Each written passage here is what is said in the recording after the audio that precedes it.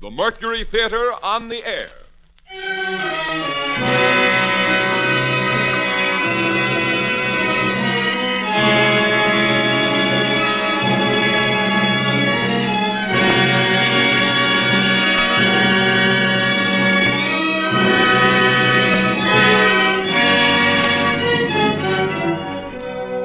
The Columbia Broadcasting System takes pride in bringing you Orson Welles and the Mercury Theater on the air in another broadcast of the unique series which signalizes radio's first presentation of a complete theatrical producing company. For these programs, the regular member stations of the Columbia Broadcasting System are joined by the coast-to-coast network of the Canadian Broadcasting Corporation. Tonight, the Mercury Theater turns to another of the great narratives and adventure stories of the world of literature, The Count of Monte Cristo by Alexander Dumas. And here again is the director, the star, and producer of these broadcasts, Orson Welles. Good evening, ladies and gentlemen. There is no reasonable explanation of Alexander Dumas. He was a rich man. We note with interest that he went bankrupt in the theater. He was a revolutionary. His grandfather was a marquis. His grandmother was a negress. He was born as Napoleon became emperor. He died in poverty as the Germans marched into France. He wrote The Count of Monte Cristo as a newspaper serial, and shortly after the last installment, a ball and a bullfight were organized for him in Seville, and finally in Algiers, the customs men let his baggage through without examination. Such things don't and can't happen today, but then, neither does Alexander Dumas himself, the wildest romance of a man who could and did openly maintain at 70 numerous establishments and a literary factory as well, whose quantitative output is equaled in the arts only by Rubens' studio. There's a good story about what Dumas père told Dumas fils. Father, said the inventor of Camille, I have just read your latest book. Have you, my son, said Dumas père. What's it about? I am not sure I have. It is no secret and no shame either that the Chateau Monte Cristo was haunted by many ghostwriters, and that its owner signed his name to more books than anyone could ever write. It is not expected of Pharaoh that he build with his own hands his own pyramids, and the mere blueprint of one Dumas plot is an airtight alibi for a whole career. Of all these, out of question, the most gloriously complex, possibly the most impossible, a mathematical miracle, as perfect as watchworks and as big as Pittsburgh. Among hundreds, one Dumas plot persists as the most ingenious tall story ever perpetrated by the mind of man. God's vengeance on radio scriptwriters and your indestructible delight in spite of us. Here, then, is a humble 57 minutes worth of The Count of Monte Cristo.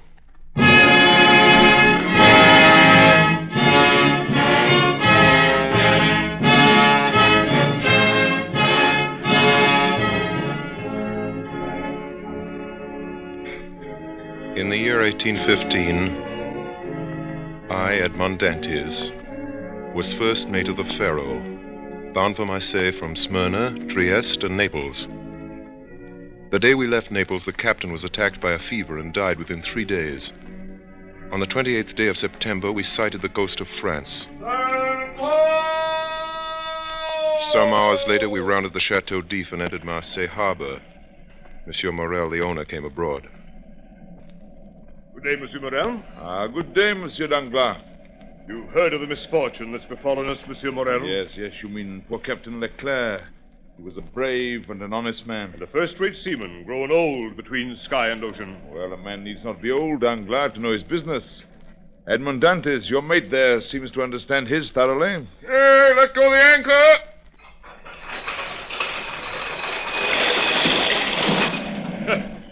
You see, he fancies himself captain already. And so, in fact, he is. Monsieur Morel, at your service. You called me, I think. Yes, Dantes. I'm told you stopped a day and a half at the Isle of Elba. Why? I don't know, sir. You don't know? No, sir. It was to fulfill a last instruction of Captain Leclerc when he was dying. He gave me a packet to be delivered on the island. You did right, Dantes, to follow Captain Leclerc's instructions, though If it were known that you've delivered a packet to the island, it might get you into trouble. How could it get me into trouble, sir, if I don't even know what it was? I was delivering. Beg your pardon, sir. Yeah, the customs officer's coming alongside. Hey there, lower the companionway. Well, Monsieur Morel? Yes, Monsieur Danglars? Edmond Dantes gave you satisfactory reasons for his landing at Elba? Oh, yes, quite satisfactory. So much the better. Yes, it was Captain Leclerc who gave orders for this delay. Talking of Captain Leclerc, has Dantes given you a letter from him? To me? No, was there one? I believe that besides the packet, Captain Leclerc had confided a letter to his care. Of what packet are you speaking, Danglars? Of that which Dantes left at the Isle of Elba.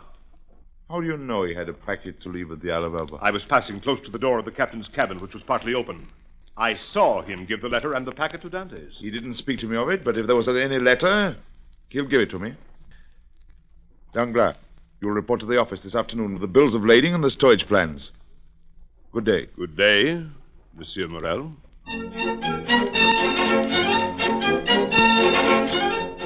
It's a wonderful thing to be home again after 3 months at sea. To see the places you've grown up in as a boy and the streets full of people.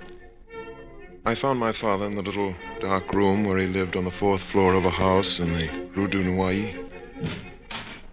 Father! Oh, Edmond. Father. What is it, you ill? Father, what's wrong? No, my boy, my son, no, but I didn't expect you in the joy and surprise of seeing you so Father. suddenly. Father, listen to me. I'm to be captain at 20, a captain with 3,000 francs pay and a share in the profits. Isn't that more than I could have hoped for? Yes, dear boy. Much more than we could have expected.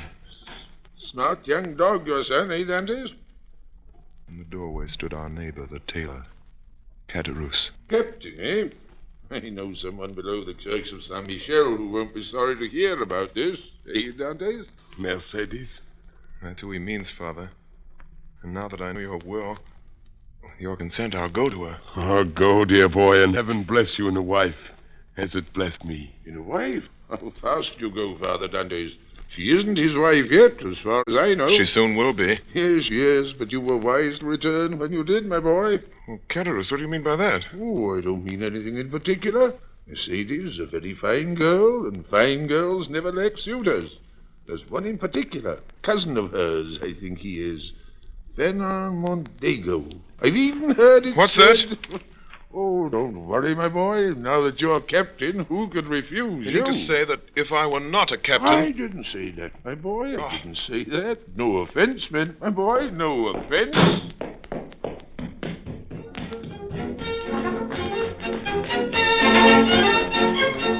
I went into the street, down past the church of Saint Michel, into the fisherman's quarter. Mercedes! Mercedes! Edmund, you're back. We were in each other's arms. The burning sun of Marseille covered us with a flood of light. At first I saw nothing but her face raised to mine, the shining eyes, the eager lips.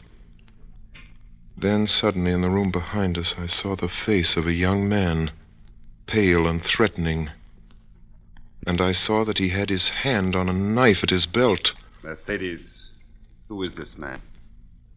Mercedes, I did not expect to meet an enemy here in your house. He is no enemy. This is my cousin. We've been friends since childhood. Fernand the man whom, after you, Edmond, I love best in the world. Well, give me your hand, Fernand. Is your name Edmond Dantes?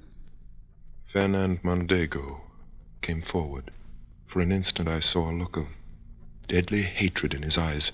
Then quickly, without giving me his hand, he went past us and out into the street.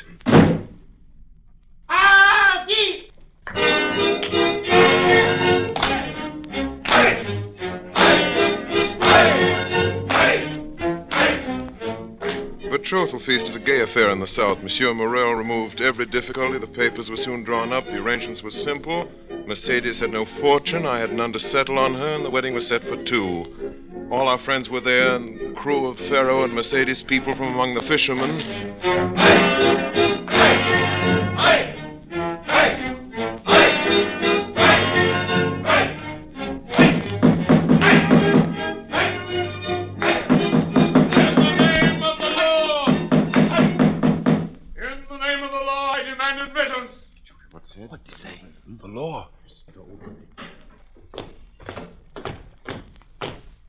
Halt! Halt! Who among the persons here assembled answers to the name of Edmond Dantes? I'm Edmond Dantes. What do you want of me? Edmond Dantes, in the name of the law, I arrest you. Arrest me? What have I done? I cannot inform you. You'll be duly acquainted with the reason for your arrest at your first examination. Officer, he is my son. Do you He's done nothing wrong. He's a good boy. Edmund. It is possible, in which case every reparation will be made. Edmund. Meantime, Edmond Dantes, you're under arrest. Why? Follow me. All! All!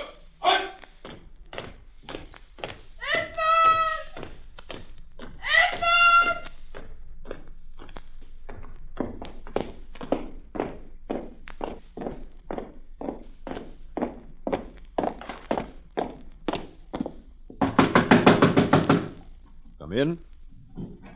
Sir, to be four. Here is the prisoner. Bring him in. Wait outside. Yes, sir. What is your name? Are you the king's prosecutor, sir? Yes. Your name? My name is Edmond Dantes.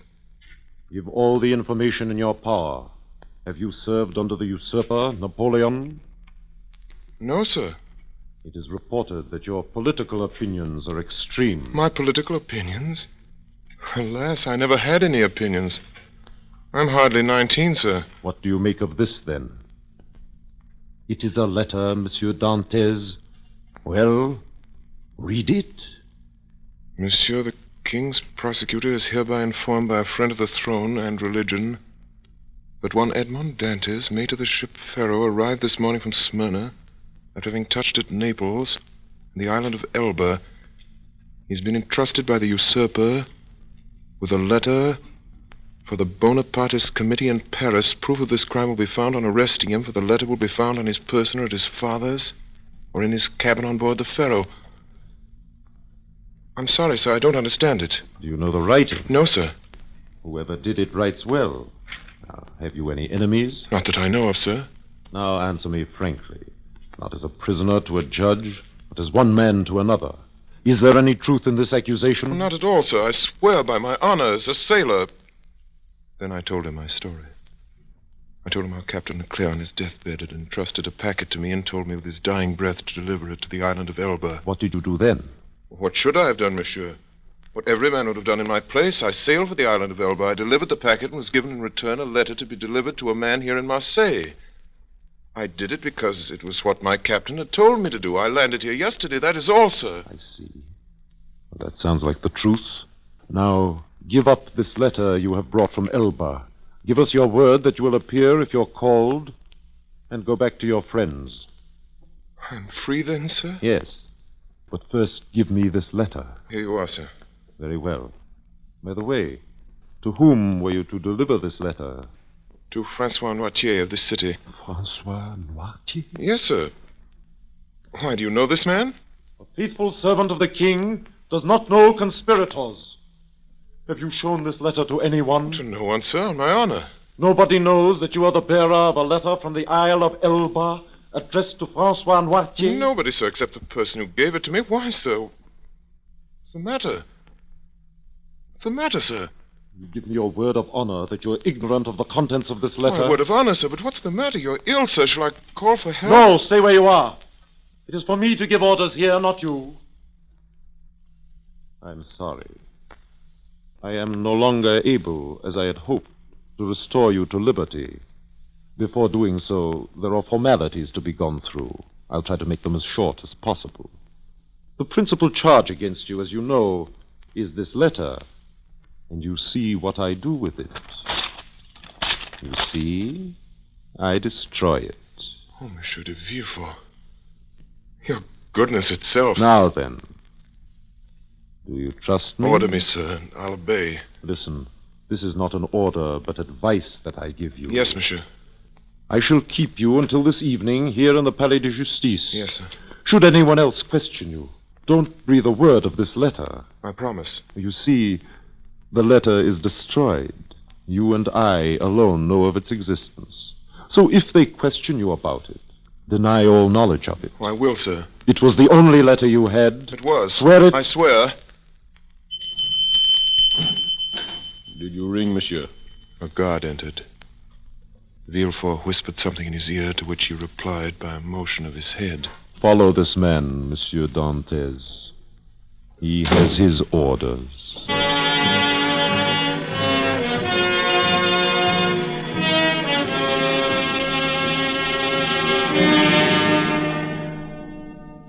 I was taken to a cell.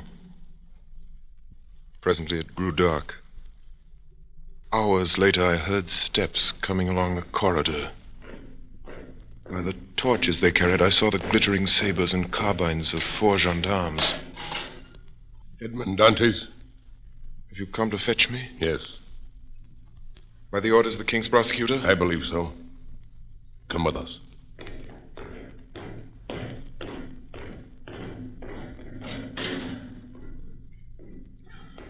Is this carriage for me?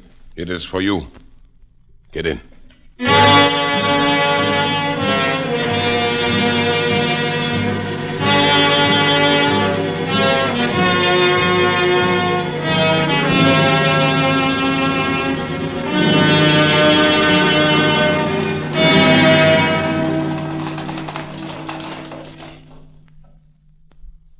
Get on board.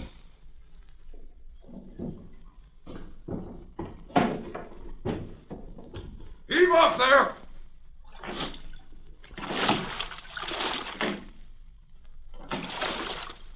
I sat in the stern sheets with a guard on each side of me in the little boat.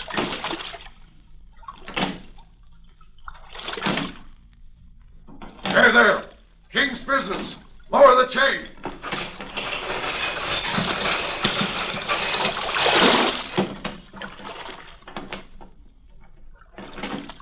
The chain that closes the mouth of the port at night was lowered. Soon we were outside the harbor. My first feeling was one of joy at breathing the fine sea air again, then of sadness as I saw the lights of La Reserve away to the left of me and heard the sound of voices and music coming through the open windows.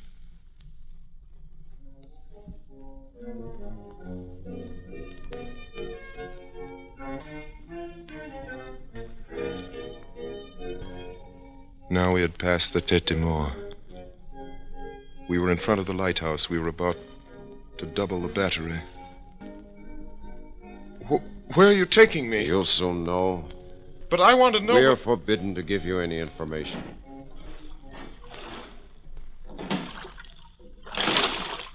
Now we had left the Aérodrome where the lighthouses stood, and we were going past the fisherman's quarter. A few lights were visible from the water.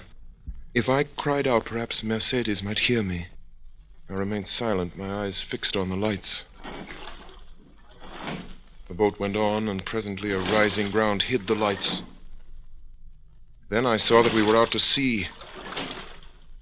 Comrades! For the love of God, tell me where we're going. You're a native of Marseille and a sailor, yet you don't know where you're going? I have no idea. Well, unless you're blind or have never been outside the harbor, you must know. No! Look around you. Then suddenly, within 100 yards of me in the night, I saw a dark, frowning rock with a tower on it, like a great black scaffold. The Chateau d'If. Quite right, my friend. The Chateau d'If. Help! Help! Let me go! Help! Help! Help! I'm innocent! I'm innocent! I'm innocent! I'm innocent!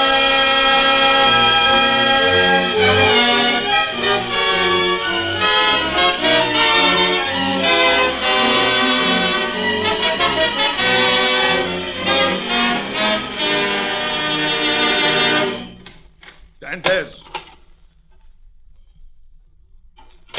Dantes, haven't you slept? I don't know. Are you hungry? I don't know. Do you want anything? I want to see the governor. The governor. I want to see the... I'm innocent. I'm innocent. I'm innocent!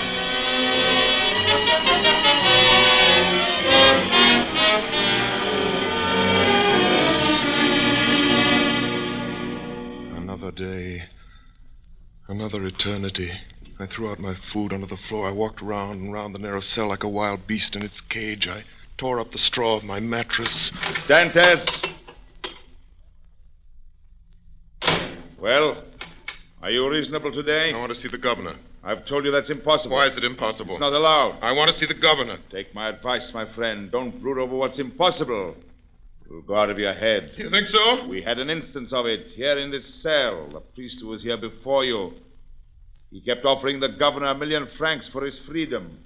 In the end, he went out of his head. When was he in this cell? 2 years ago. Was he set free? No. He was put in a dungeon. Listen to me. I want to see the governor. If you don't let me see the governor someday, I'll hide behind the door. And when you come in, I'll dash your brains out with a stool. Threats, eh? Hey, put that stool down. Are you going to let me see the governor? Put it down. Put that stool down. Put it down. Well, do I see the governor? Yes. You shall see the governor at once. That's better. It's better. Hurry. Hurry! Presently, the jailer returned with 4 soldiers.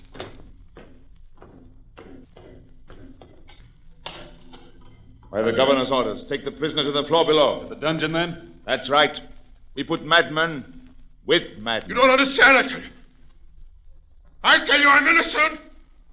I'm innocent! I'm innocent!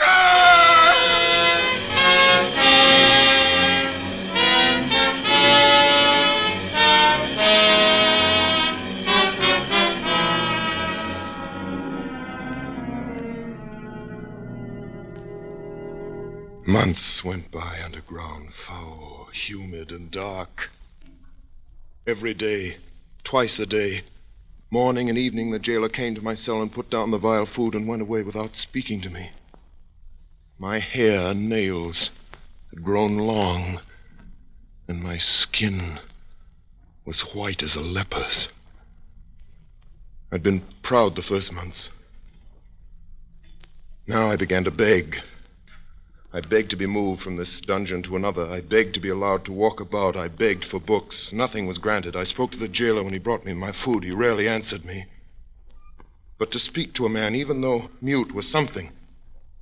I tried to speak when alone, but the sound of my own voice terrified me. After what must have been 3 or 4 years, the governor of the Chateau d'If was transferred. The new man never troubled to learn my name. I was no longer Edmond Dantes. It's number 34. I took to praying, but not as men pray in prosperity. In my prayers, I laid out every action of my life before the Almighty. Still, I remained a prisoner. Then a deep gloom took possession of me, and then furious rage and savage thoughts of revenge. And wildly, I dashed myself against the walls of my prison. I tore at my own flesh with my nails, and then in the end, I began to think of dying. I swore that I would starve myself to death, so every morning and every evening I threw out through the small grated window all the food the jailer brought me, every bit of it, at first gaily and then thoughtfully, and then with regret.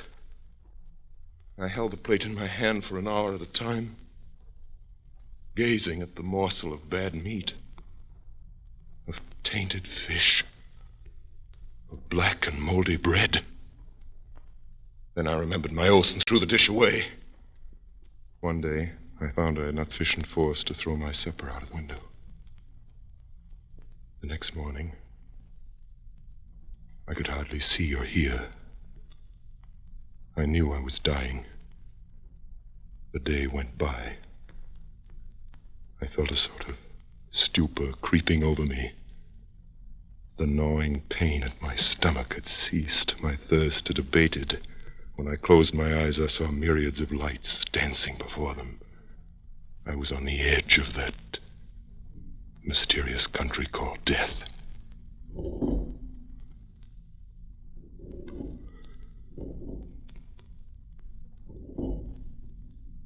Suddenly, a little after dark, I heard a hollow sound in the wall against which I was lying. I sat up and listened. It was a continual scratching, as if made by a huge claw or some iron instrument scraping against the stones. Then all was silent. Soon afterwards it began again. Nearer and more distinct. Perhaps it was only a workman repairing a neighboring dungeon. I would soon find out. continued. With my earthenware jug, I knocked against the wall where the sound came.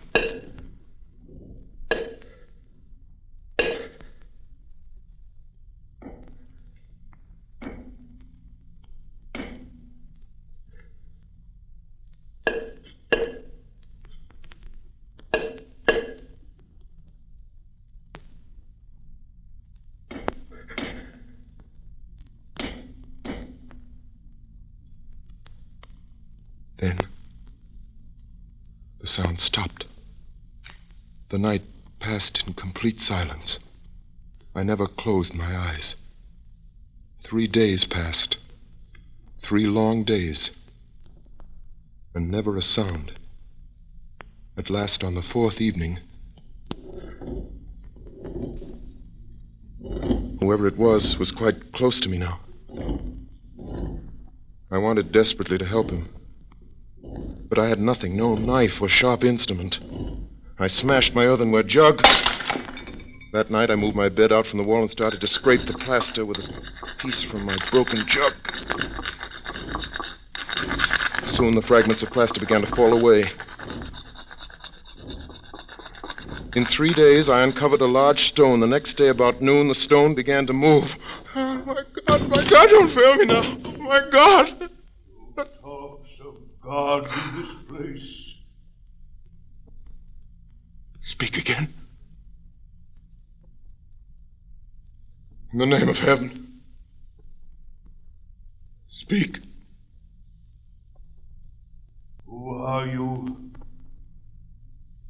A prisoner. Of what country? A Frenchman. Your name? Edmond Dantes. How long have you been here? Since the 28th day of February, 1815. Your crime? I'm innocent. You? Who are you? I am number 27. How long have you been here? Since 1804. 20 years. All that night we worked. Then, just before dawn, a portion of the floor in my cell gave away. And from the bottom of this passage, the depth of which it was impossible to measure, appeared the head, then the shoulders, and lastly the body of a man.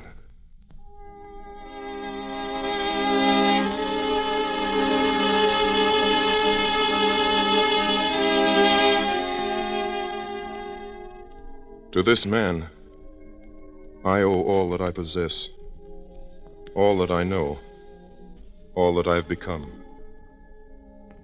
In the prison, he was known as the Mad Priest. I never learned his name.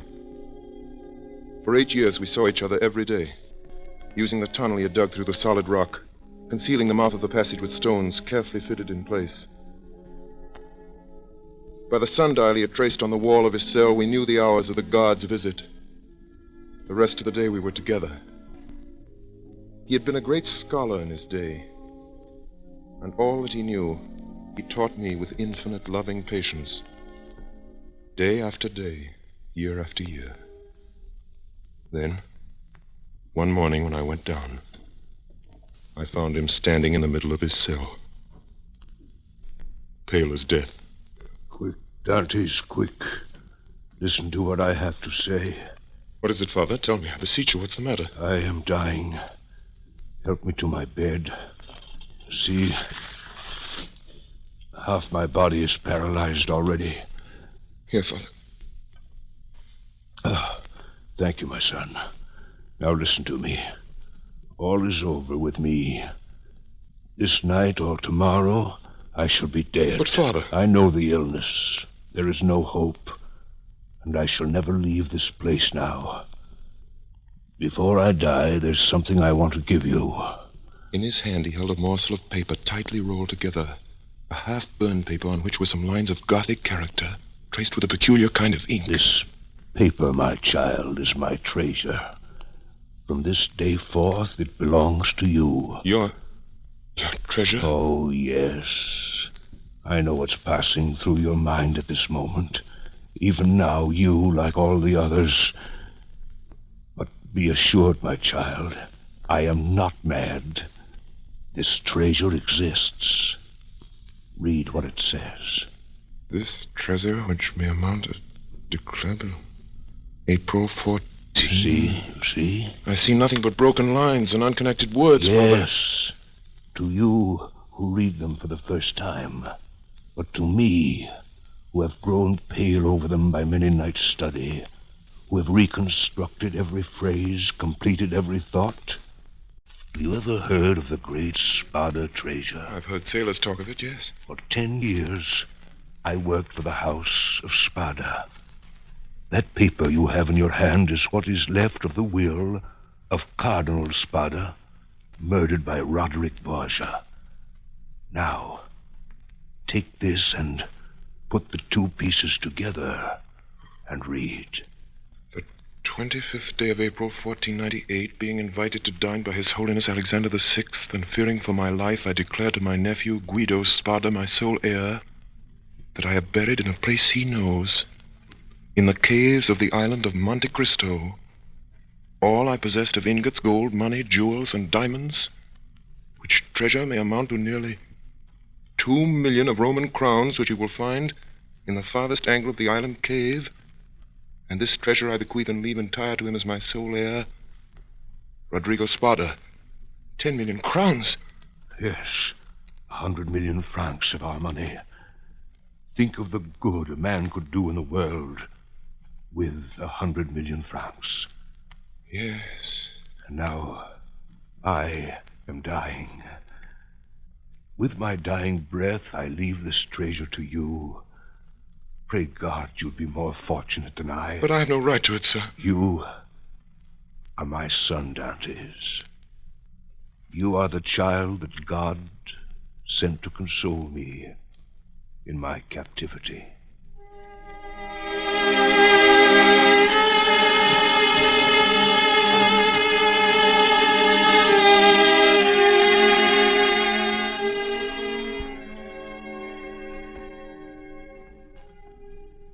Two days later, in fearful agony, he died.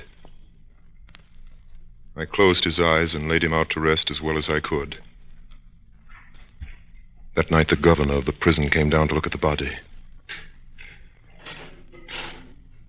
Well, the madman's gone to look after his treasure. With all his millions, he hasn't enough to pay for a shroud, eh? Is the iron heated? Yes, sir. Apply it to the soles of his feet. From where I stood in the secret passage, I could smell the sickening odor of burnt flesh. He's dead, all right. Poor devil. He was a priest. Get him the newest sack you can find. What time shall we bury him, sir? The usual time. When the cell was empty again, I went in. On the bed at full length, and faintly lighted by the light of a single candle, was visible a sack of coarse cloth. In it was stretched a long and stiffened form. I unlaced the sack, drew the corpse out, and carried it through the tunnel to my cell. I laid it on my bed, turned the head to the wall, and covered it with a sheet. For the last time, I kissed the ice-cold brow. Then I went back to the dead man's cell. There's a job I can do now. Right you are. Cold as the devil up there in that clear. I could hear steps in the passage as the guards came down with the stretcher. Quickly, I laced up the sack around my body. I lay stiff, hoping they would not hear the beating of my heart. Here we go. You take the head. I'll take the feet. He's heavy enough for an old man. They say every year adds half a pound to the bones. Forward, march. Careful there. Steady, while I open this door. Lord, it's cold up here. Yeah, pleasant morning for a dip in the ocean. A bit chilly, I'd say. Have you got the weight? Here it is. Tie it on, round his feet. That's right. Tight. See if you can do it any tighter. Yeah, that's all right. That'll sink him. All right now. Are you ready? 1, 2. Hey, wait a minute. Get nearer to the edge. The last one was mashed on a rock. We got the blame for it. All right, then. Come on, I'm racing at this. Ready? Let's go. 1, 2, 3.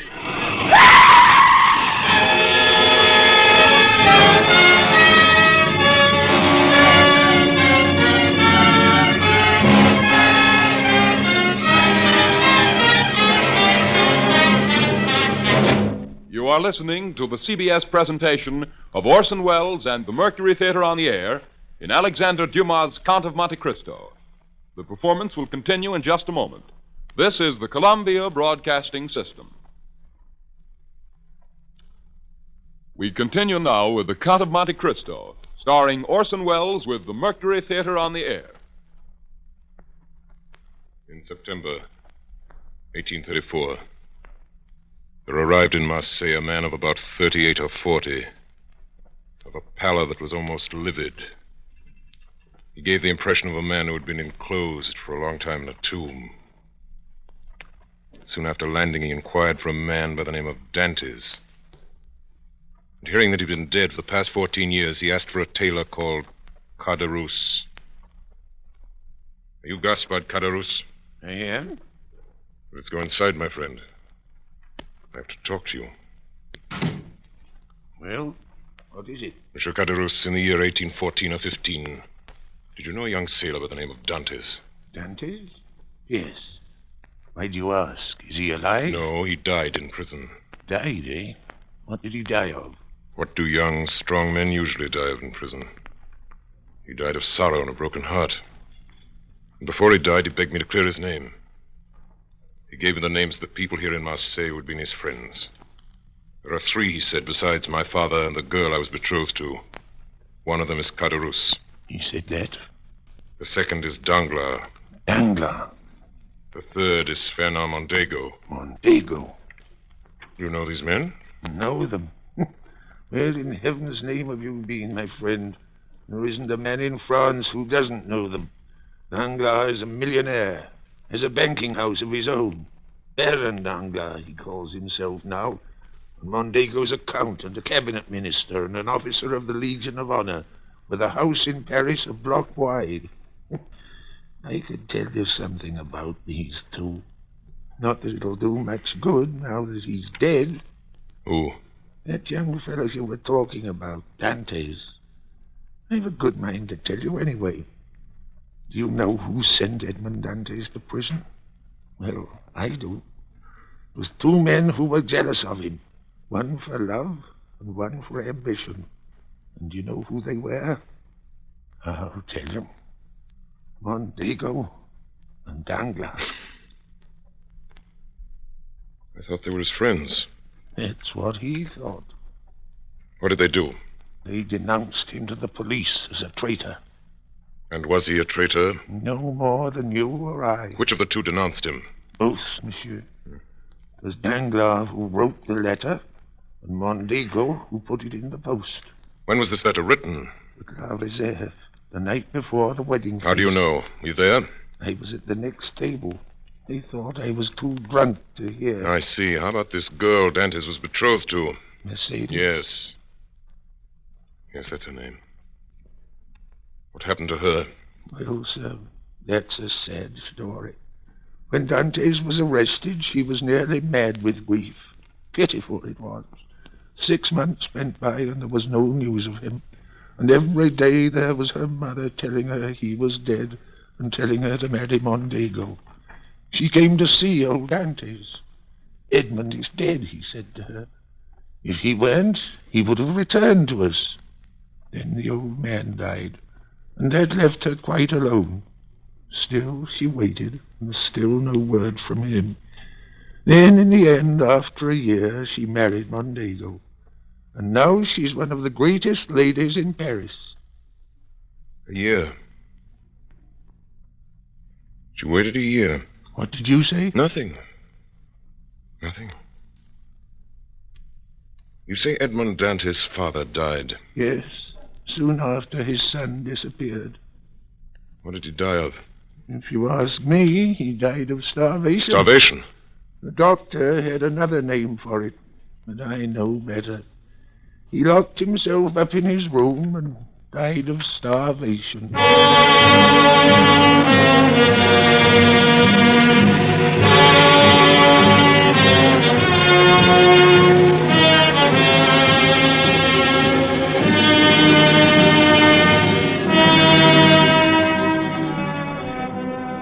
Later that day, the stranger appeared at the Palais de Justice and asked to see the prison records for the year 1815.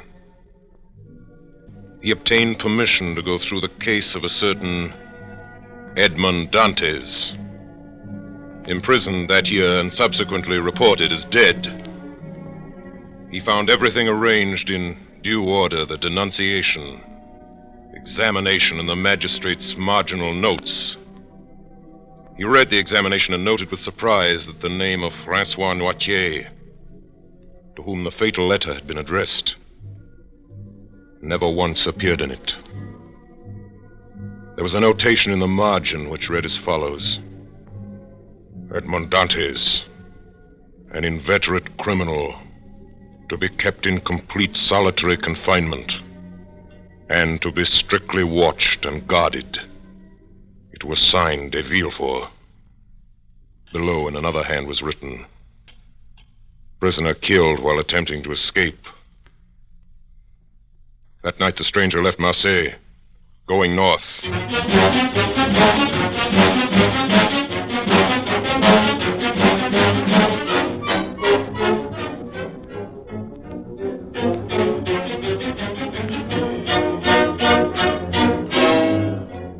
Villefort, Mondego, Danglars, Villefort, Mondego, Danglars. Find out everything there is to know about them.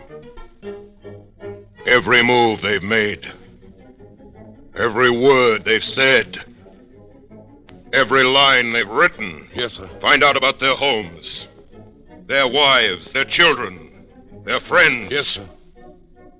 Find out where they got their power, how they made their money, whom they robbed, whom they cheated, whom they murdered.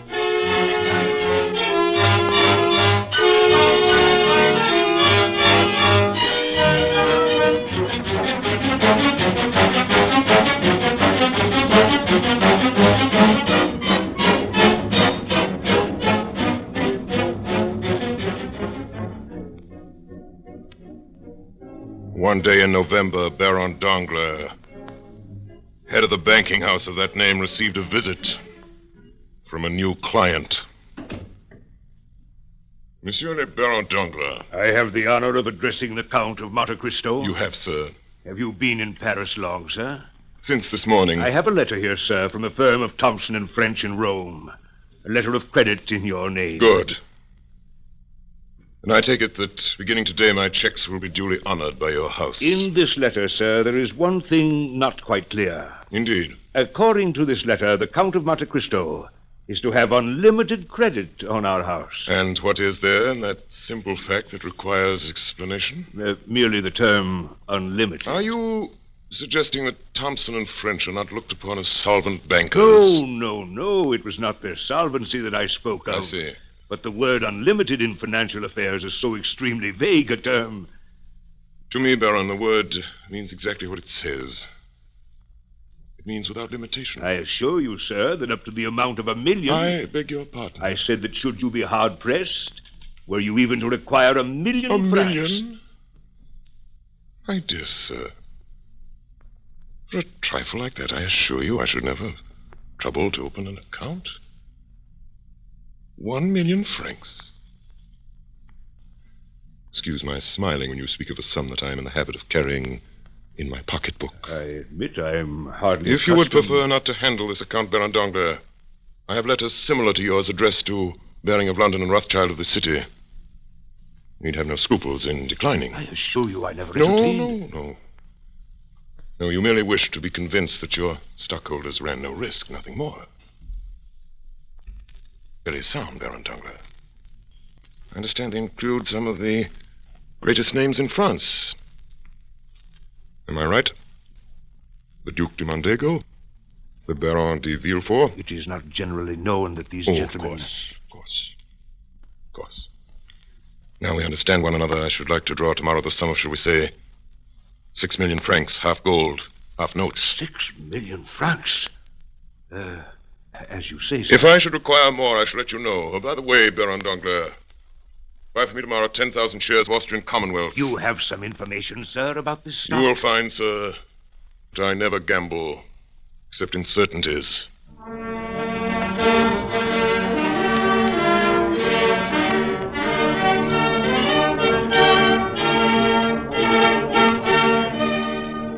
Rarely has Paris been more intrigued than it was that winter by the mysterious Count de Monte Cristo.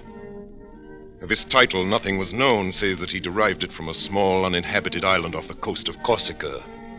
The source of his fortune was equally obscure, yet his wealth seemed inexhaustible. The paintings in his house in the Champs-Élysées were valued at 3 million francs, and it was known that for his carriage wheels alone he had paid 1 million francs, yet far from diminishing.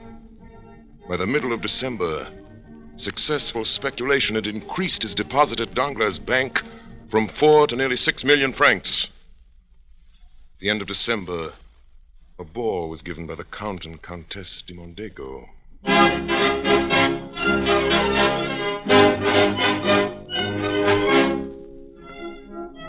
Monsieur et Madame de Neuville, Monsieur le Baron de Villefort, Monsieur et Madame de Meller, Monsieur le Comte de Monte Cristo. Mercedes, may I present the most talked-of man in Paris, the Count of Monte Cristo, Countess de Mondego. I am deeply honored. What is it, Mercedes? What is it? Are you ill? It's nothing, Fernand. Perhaps the heat of this room. It was kind of you to come, sir. Will you give me your arm, Count de Monte Cristo? I am honored, madame.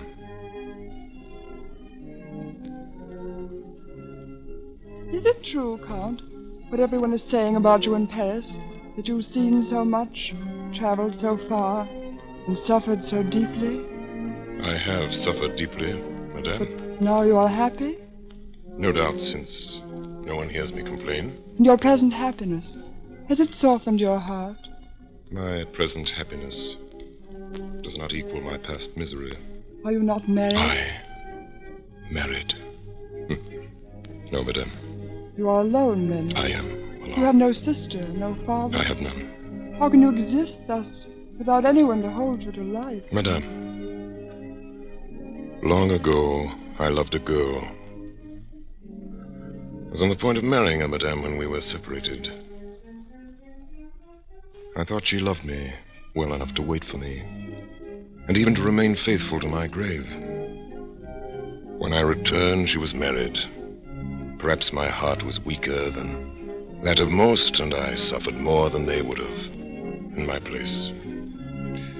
That's all, madame. You've still preserved this love in your heart. It is true, one can love only once. Did you ever see her again? Never. And you have forgiven her for all she has made you suffer? Yes, I have forgiven her. But only her? Do you still hate those who separated you? You still want to punish them? They will be punished, madame.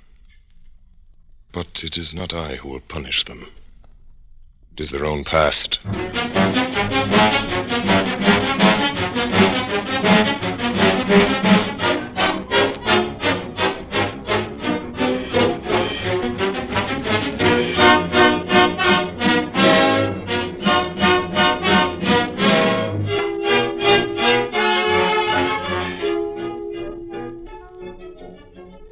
Danglars, Villefort, Mondego.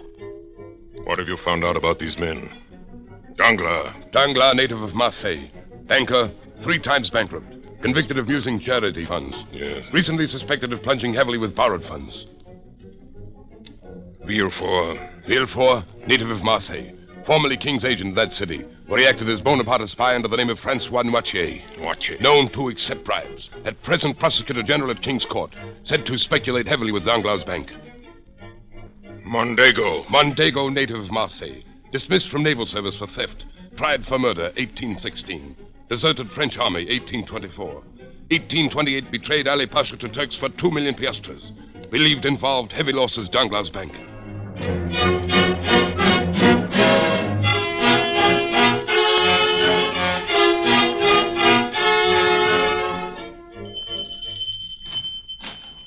Monsieur Danglars. He's in the private office, Baron de Villefort.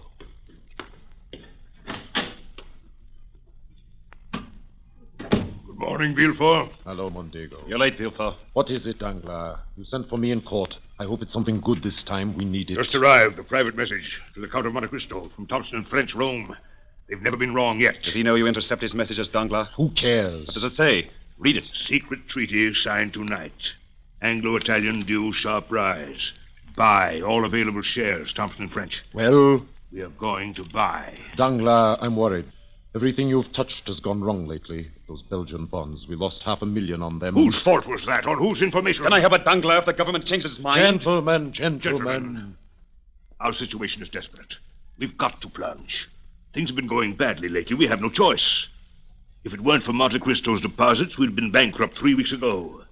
If that money should be called today or tomorrow or the next day, this bank is ruined. Danglars, I don't see what that has to do with us. Oh, you don't you? If I go, you go. Make no mistake about that. Gentlemen. What do you propose to do about it, Danglars? It's our only chance to get out. I propose to buy every share of Anglo-Italian that comes into this market. With what? You forget, gentlemen. The Count of Monte Cristo has 6 million francs deposited in this bank. And what about this message? Does Monte Cristo get to see it? This message, gentlemen, was lost in transmission.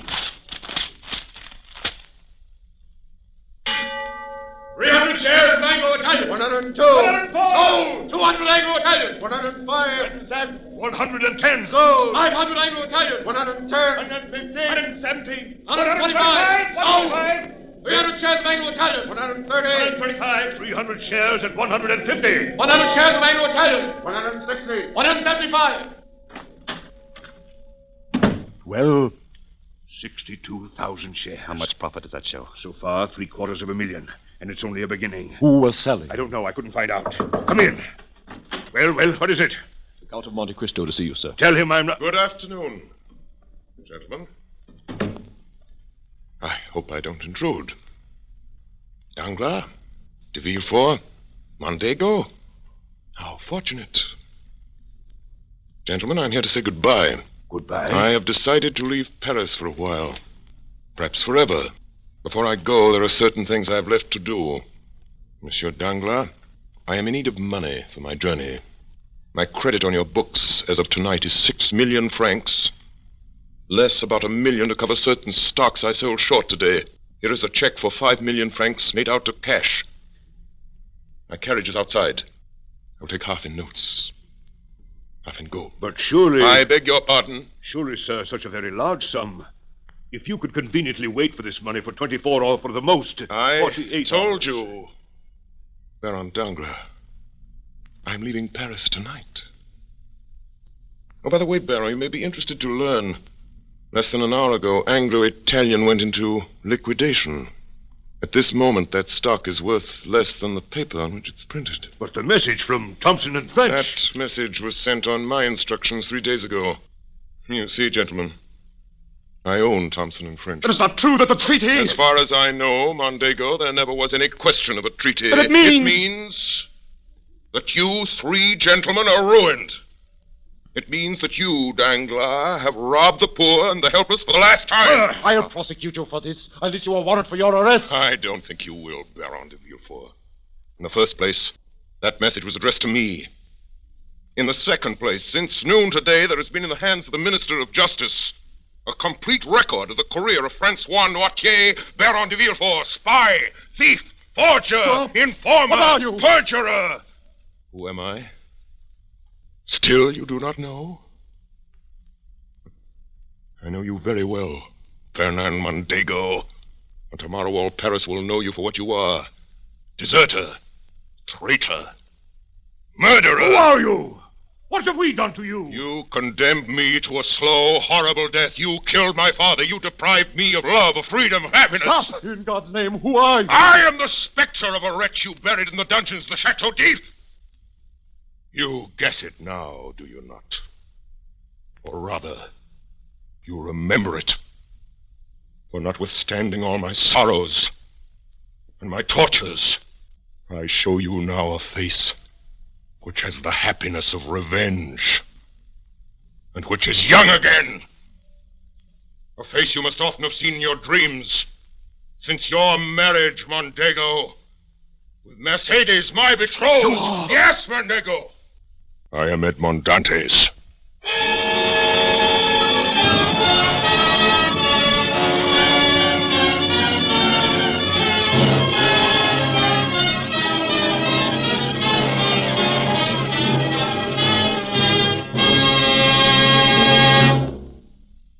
Tonight, the Columbia Broadcasting System, through its affiliated stations coast to coast and the network of the Canadian Broadcasting Corporation, has brought you a performance of Alexander Dumas' great adventure story, The Count of Monte Cristo, as dramatized in the first-person singular by Orson Welles and played by the Mercury Theater on the Air.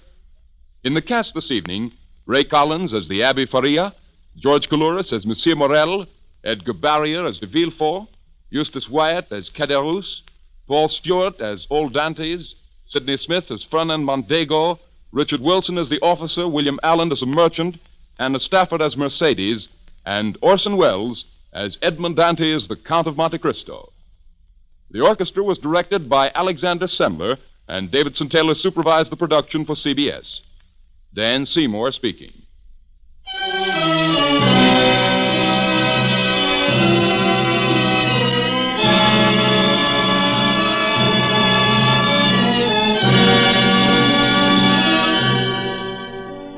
Next week at this same time, another great narrative brought to life by Orson Welles and the Mercury Theater on the Air. The Man Who Was Thursday by G.K. Chesterton. This is the Columbia Broadcasting System.